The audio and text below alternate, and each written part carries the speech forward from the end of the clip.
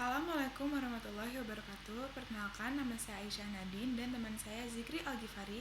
Kami dari kelompok 2 dan di sini kami ingin menjelaskan tentang konsep ketuhanan dalam Islam atau at-taqwa. Yang takwa bisa dibagi menjadi dua, yakni secara bahasa dan secara istilah syar'i. Secara bahasa, takwa merupakan bentuk masdar dari fi'il waqa yaqi wiqayah yang memiliki arti menjaga diri dari segala sesuatu yang membahayakan. Makna lainnya juga bisa berarti berjaga-jaga dan melindungi diri dari sesuatu yang dapat menyakiti maupun mencelakakan seseorang. Sedangkan menurut pengertian syar'i, takwa merupakan suatu sikap untuk menjaga dan menjauhkan diri dari segala perbuatan yang menyebabkan baik itu dosa kecil maupun dosa besar, dengan cara meninggalkan segala larangan Allah Subhanahu wa taala dan yang di saat yang sama melaksanakan segala apa yang diperintahkannya. Takwa menurut Profesor Dr. Hamka bisa juga diartikan memelihara, yakni memelihara hubungan yang baik dengan penguasa semesta, yakni Allah Subhanahu wa taala. Memelihara diri agar tidak jatuh ke dalam perbuatan-perbuatan yang tidak diridhoinya. Juga memelihara segala apa yang diperintahkan dan agar selalu menjalankan segala perintah-perintahnya. Hakikat takwa. Dalam pembahasan hakikat takwa ini terdapat kisah dari salah satu sahabat terdekat Rasulullah SAW, yakni Abu Hurairah. Ini diriwayatkan dari Abu Hurairah. Beliau berkata, pernahkah engkau melewati suatu jalan dan engkau melihat jalan itu penuh dengan duri? Bagaimana tindakanmu untuk melewatinya? Orang yang ditanya Abu Hurairah pun menjawab, apabila aku melihat duri, maka aku menghindarinya dan berjalan di tempat yang tidak ada durinya. Atau aku langkahi duri-duri itu. Atau aku mundur. Dan Abu Hurairah pun berkata, dan itulah takwa. Dari ilustrasi yang digambarkan oleh Abu Hurairah radhiyallahu anhu di atas, bisa didapat bahwa hakikat takwa adalah orang yang sangat menjaga dirinya dari perbuatan-perbuatan yang membawanya ke dalam azab Allah Subhanahu wa taala. Yakni mereka yang memiliki kesadaran yang tinggi akan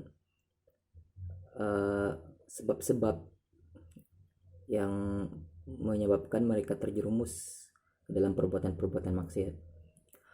Adapun pendapat lain tentang hakikat takwa ini, salah satunya datang dari Ibnu Qayyim, yang menurut beliau yakni takwa adalah melaksanakan amal ketaatan kepada Allah Subhanahu wa taala karena iman dan mengharapkan pahala dan kebajikan darinya dalam menjalankan perintah-perintahnya. Seseorang yang memiliki takwa, dia menaati apa yang diperintahkan Allah Subhanahu wa taala karena beriman akan perintah itu dan juga karena yakin akan janji-janji dari Allah Subhanahu wa taala. Dan juga menjauhi larang-larangannya karena takut akan ancaman serta juga beriman akan perintah larangan tersebut. Dan yang terakhir adalah kiat-kiat menggapai takwa. Ada beberapa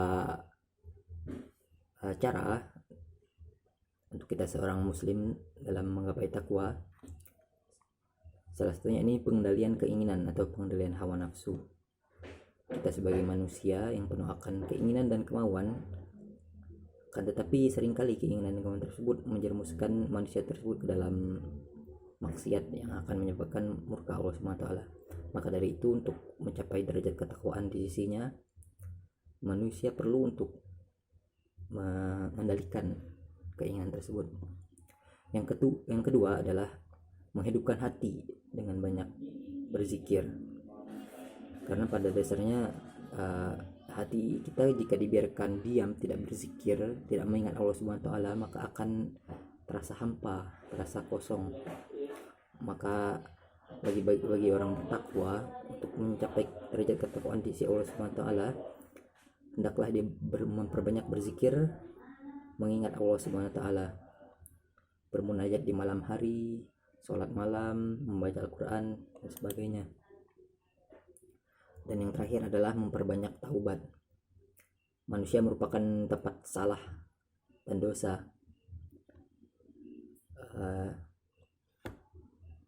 Sebaik-baik manusia bukanlah orang yang tidak melakukan kesalahan, akan tetapi orang yang melakukan kesalahan lalu ia sadar akan kesalahan tersebut, kemudian dia menyesalinya dan bertaubat meminta ampunan kepada Allah Subhanahu wa taala. Dan orang yang bertakwa akan memiliki kesadaran bahwa kesalahan tersebut apabila sudah bertaubat dia tidak akan mengulanginya, akan bertekad dalam dirinya untuk menahan dirinya agar tidak jatuh ke dalam lubang kesalahan yang sama. Tanda-tanda orang bertakwa. Yang pertama, orang yang takwa ucapannya tidak pernah berbohong. Ucapannya dipergunakan untuk zikir, membaca Al-Quran, dan hal-hal baik yang lainnya. Kedua, matanya tidak digunakan untuk melihat yang haram. Pandangannya dipergunakan untuk mengamati hikmah dari apa yang terjadi di dunia dan mensyukuri nikmat yang ada. Yang ketiga, tangannya tidak digunakan untuk sesuatu yang diharamkan. Yang keempat, kaki dan langkahnya dipergunakan untuk sesuatu yang baik dan bukan untuk maksiat. Yang kelima, hatinya tidak dipenuhi dengan rasa kebencian dan dengki. Dan yang keenam, taat kepada Allah dengan ikhlas. Relasi antara keimanan dan ketakwaan. Keimanan dan ketakwaan merupakan dua hal yang tidak dapat dipisahkan. Orang yang bertakwa merupakan orang yang beriman. Orang beriman merupakan orang yang berpandangan dan menjalankan hidupnya sesuai dengan ajaran Allah. Takwa artinya melaksanakan perintah-perintah Allah dan menjauhi larangan-larangannya. Iman merupakan percaya kepada pandangan dan menyikapi hidupnya sesuai dengan ajaran Allah dan Al-Quran yang terwujudkan ke dalam ucapan dan perbuatannya.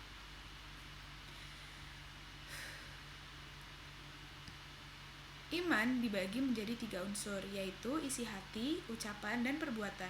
Isi hati dan perbuatan disebut pandangan hidup, sedangkan perbuatan yang mewujudkan perbuatan dalam keseluruhan hidup manusia disebut sikap hidup.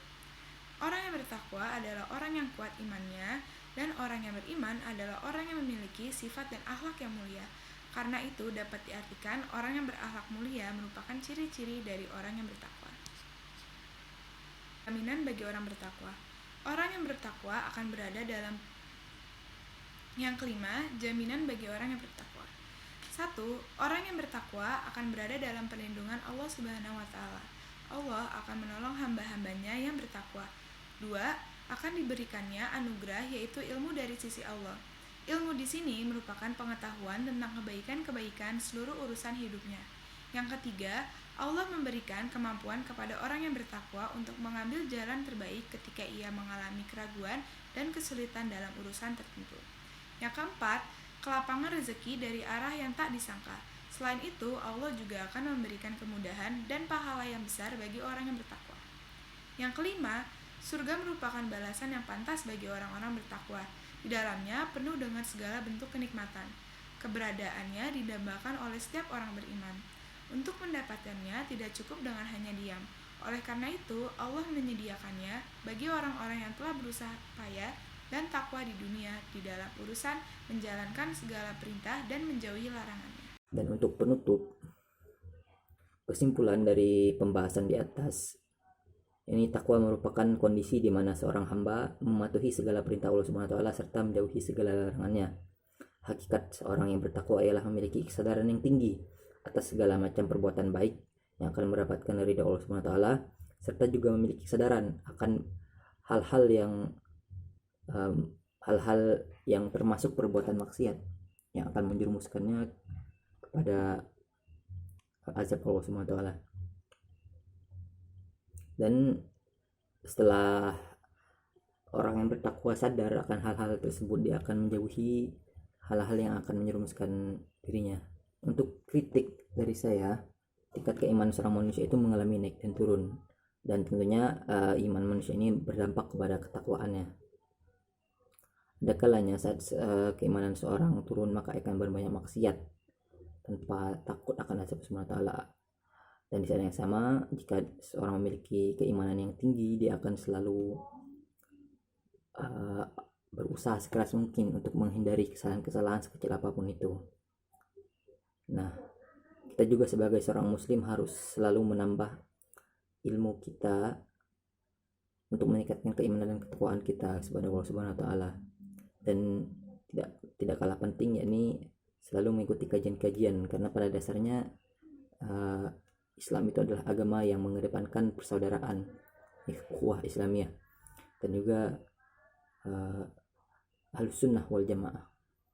Mungkin sekian presentasi dari kami. Lebih dan kurangnya saya mohon maaf.